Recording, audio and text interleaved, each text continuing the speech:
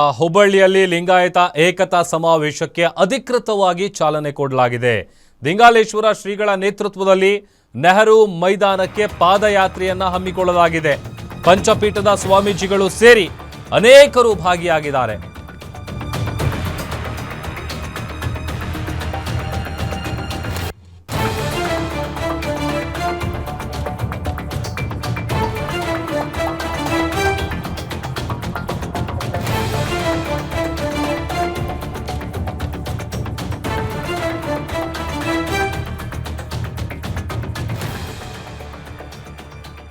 ಏಕತಾ ಸಮಾವೇಶಕ್ಕೆ ಅಧಿಕೃತವಾಗಿ ಚಾಲನೆ ಸಿಕ್ಕಿದೆ.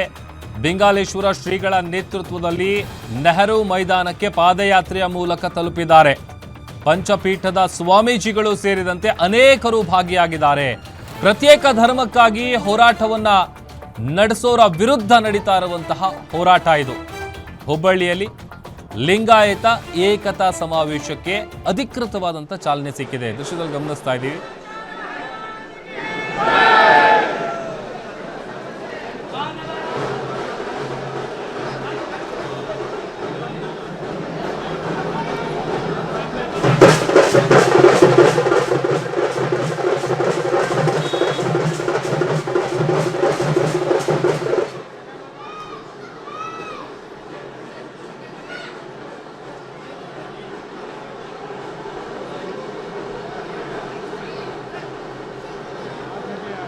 ಪದಾಧಿಕಾರಿಗಳಿಗೆ ವೇದಿಕೆಯ ಬಲಭಾಗದ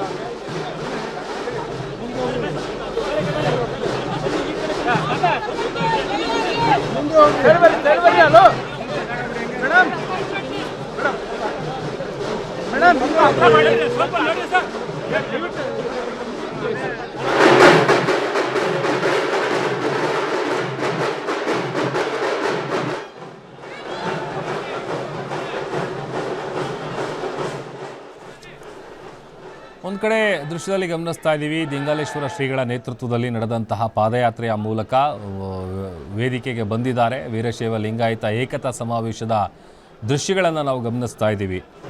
ನೆಹರು ಮೈದಾನದಲ್ಲಿ ಇವತ್ತು ನಡೀತಾ ಇರುವಂತಹ ವೀರಶೈವ ಲಿಂಗಾಯತ ಏಕತಾ ಸಮಾವೇಶಕ್ಕೆ ಆಲ್ರೆಡಿ ಎಲ್ಲ ರೀತಿಯಾದಂಥ ಪೂರ್ವ ಸಿದ್ಧತೆಗಳನ್ನು ಮಾಡಿಕೊಳ್ಳಲಾಗಿತ್ತು. ಅನೇಕ ಸ್ವಾಮೀಜಿಗಳು ಈ ಒಂದು ಕಾರ್ಯಕ್ರಮದಲ್ಲಿ ಸಮಾವೇಶದಲ್ಲಿ ಭಾಗಿಯಾಗಿದ್ದಾರೆ. ನೇರ ವಿಜುವಲ್ಸನ್ನು ನಾವು ನಿಮಗೆ ತೋರಿಸ್ತಾ ಇದ್ದೀವಿ.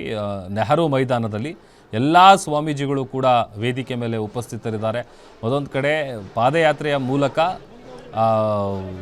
ಮೈದಾನಕ್ಕೆ ಬರುವಂಥ ಕೆಲಸ ಕೂಡ ಆಗಿತ್ತು. ಅಧಿಕೃತವಾದಂಥ ಚಾಲನೆ ಸಿಕ್ಕಿದೆ.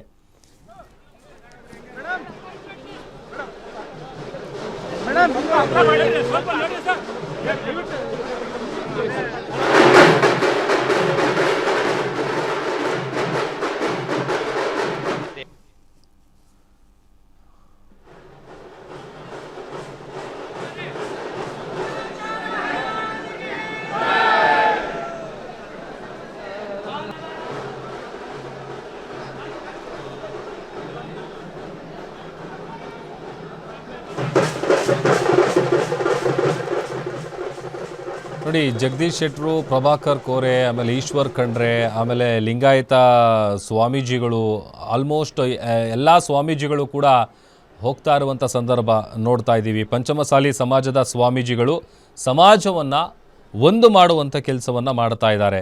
ಹೀಗಾಗಿ ಒಂದು ಜಾತಿಯಿಂದ ಏನೂ ಸಾಧಿಸೋದಕ್ಕೆ ಸಾಧ್ಯ ಆಗಲ್ಲ ಅನ್ನುವಂಥ ಮಾತುಗಳು ಕೇಳಿಬರುತ್ತಲ್ಲ. ಹಾಗಾಗಿ ವೀರಶೈವ ಲಿಂಗಾಯತ ಸ್ವಾಮೀಜಿಗಳಿಂದ ಏಕತಾ ಸಮಾವೇಶವನ್ನು ನಡೆಸಲಾಗ್ತಾ ಇದೆ. ಅಧಿಕೃತವಾದಂಥ ಚಾಲನೆ ಕೂಡ ಈಗ ಆಲ್ರೆಡಿ ಸಿಕ್ಕಿದೆ.